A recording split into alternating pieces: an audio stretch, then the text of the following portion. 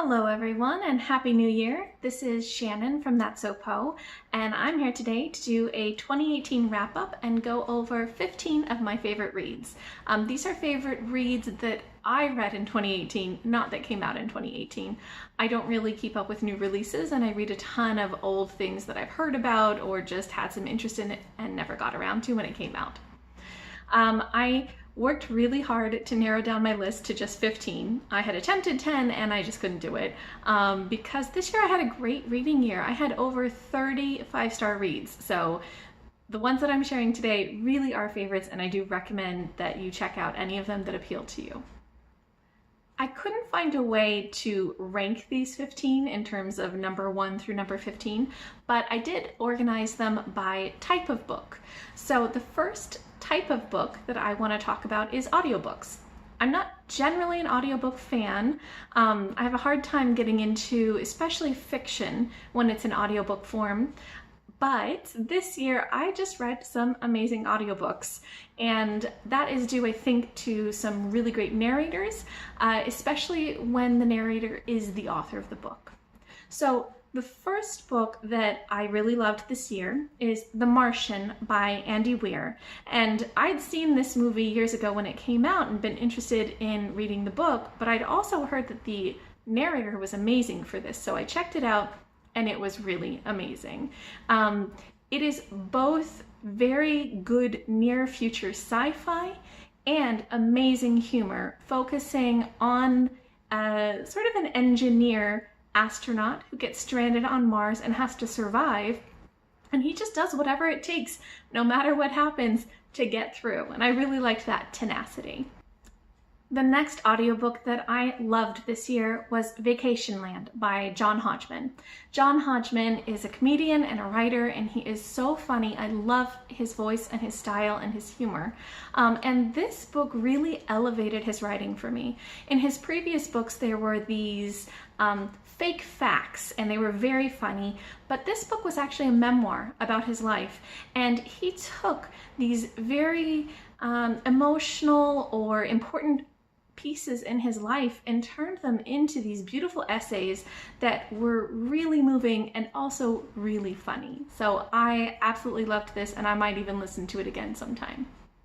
The next audiobook that I really loved this year and highly recommend to basically everyone is another memoir, Born a Crime by Trevor Noah. I'm sure you guys have heard about how great this book is, so I won't go into tons of detail, but it is the story of Trevor Noah's life growing up in apartheid South Africa, and it blends this insight into the politics and culture of South Africa at that time with amazing humor and just great representations of his family members. Trevor Noah is amazing at voicing his family members and just really bringing the story to life. So I recommend this very highly. The last audiobook on my list for 2018 is Fighting Chance by Elizabeth Warren. Again, this is narrated by herself. It's also a memoir. Apparently, I really like memoirs in audiobook format.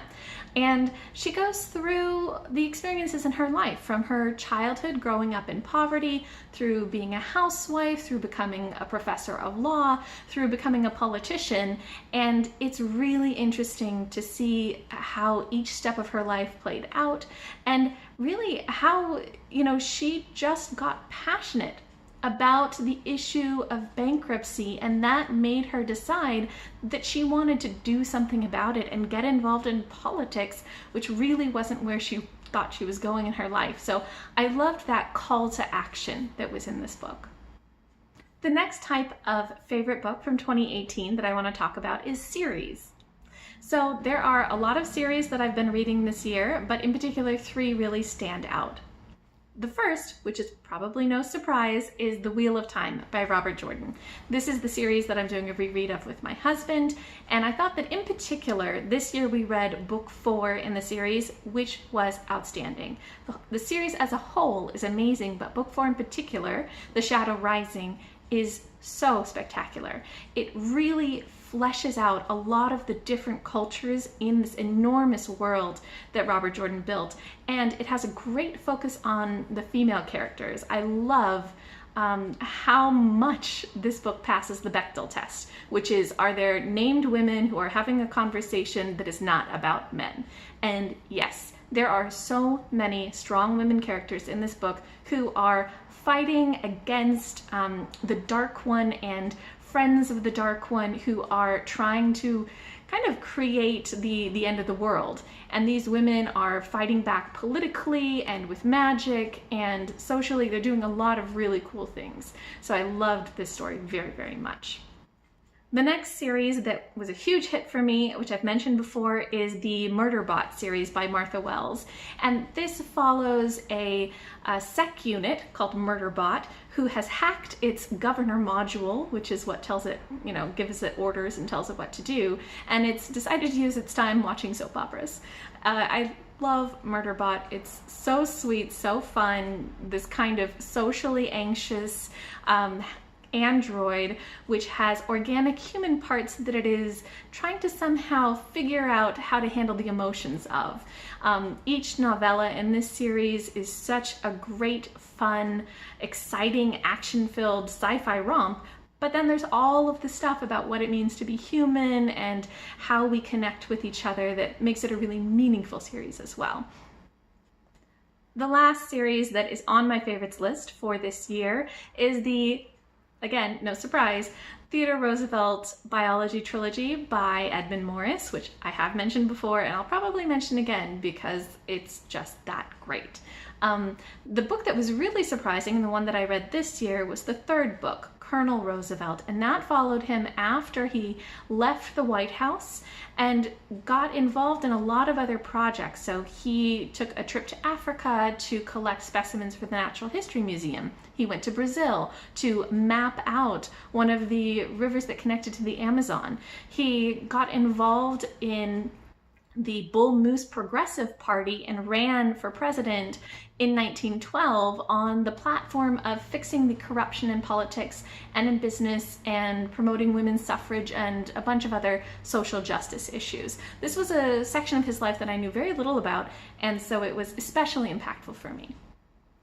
The next type of favorite that I'd like to talk about is nonfiction standalones. The first book is O Ranger, which is an edited collection of essays by National Park Rangers, and it follows all sorts of stories, all sorts of adventures that different park rangers have had, talking about things like animal encounters or search and rescue or natural disasters. They're just short stories, so maybe 2 to 4 pages and they're all true, where the Rangers talk about what they've done and the great things that they've worked on and the people they've helped. It was really an inspiring read. I really love the national parks, and this was a great thing to read this year. Another favorite nonfiction read this year was Weapons of Math Destruction by Kathy O'Neill, which I've mentioned before. It is such a good read, really important given the prevalence of AI and big data algorithms that is happening right now.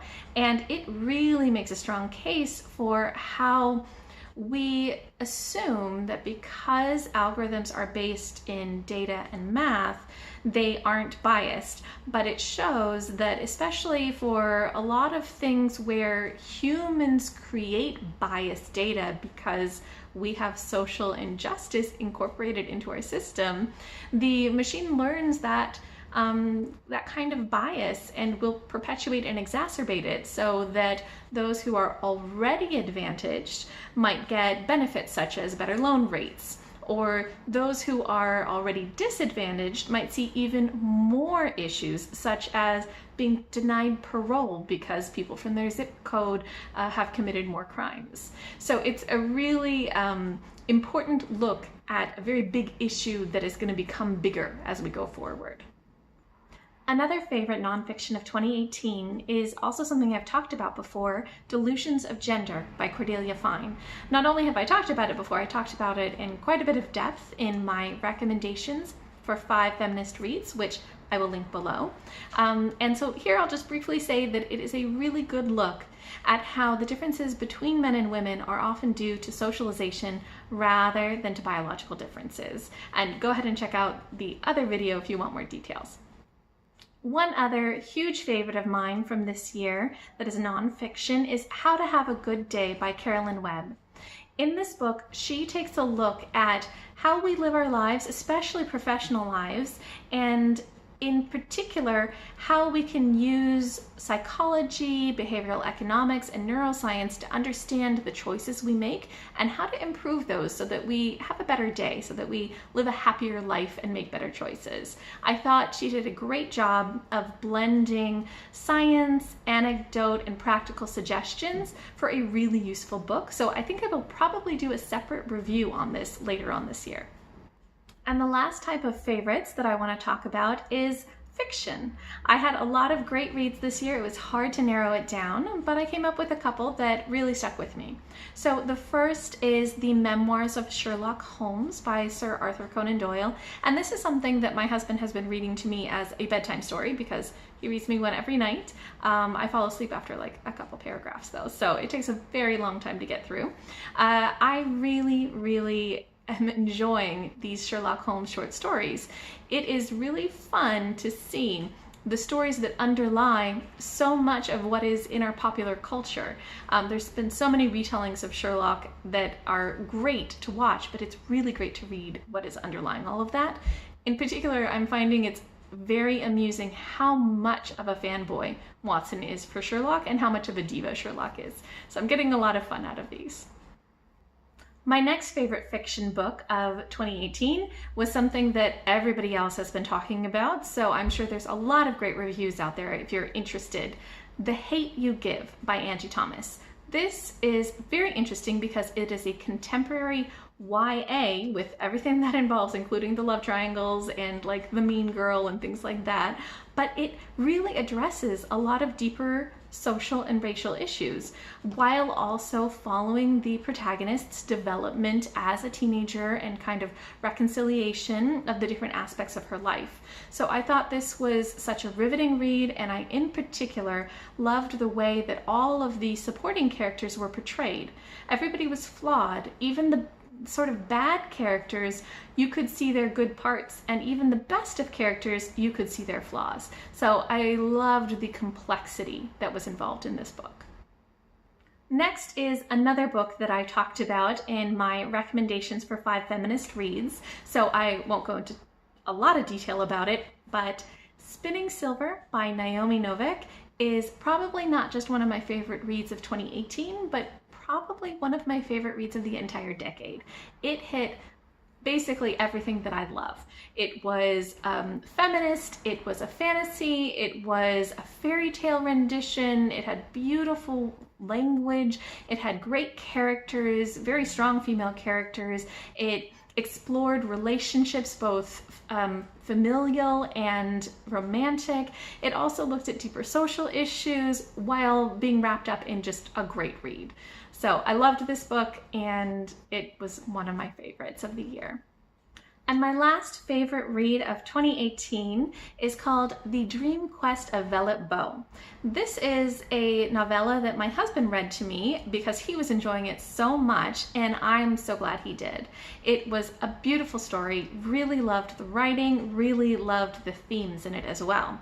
So this follows Velvet Bow, who is a 55-year-old professor of mathematics in a Lovecraftian world. So this story is apparently a commentary on one of Lovecraft's stories, The Dream Quest of Unknown Kadath, where the main character goes through many of the similar places in that story, but with a real, I think, feminist focus. So I loved having an older woman as the main character. I loved her tenacity. I loved her willingness to get done what needed to be done.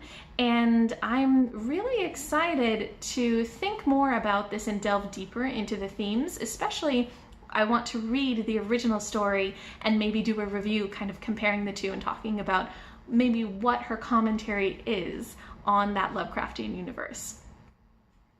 Okay, so those were 15 of my favorite reads from 2018. If you've read any of these, or if you're interested in reading any of them, let me know in the comments below. I think they're all wonderful, and I hope that you guys had as good of a reading year as I did.